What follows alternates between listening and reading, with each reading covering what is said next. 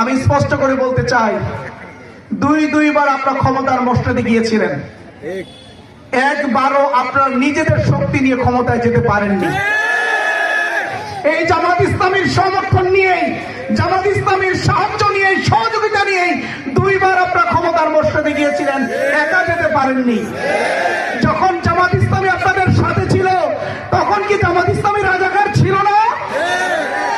আজকে জামাত ইসলামী নাই, এই জন্য জামাত ইসলামী হয়ে গেছে রাজাকার।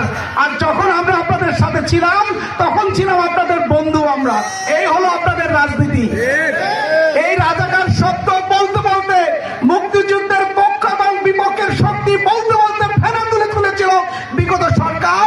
একটা পর্যায়ে এই কথাগুলোই তাদের পতনের কারণ হয়েছে। সুতরাং আজকের নির্বাচনের পূর্ব মুহূর্তে যারা রাজাকার শব্দ আবার নিয়েছে, যারা মানুষদেরকে বিভ্রান্ত করতে চাচ্ছেন, তারাই আগামী নির্বাচনে বিভ্রান্ত হবে এবং তারাই প্রত্যাখ্যাত হবে জনগণের কাছ থেকে ইনশাআল্লাহ।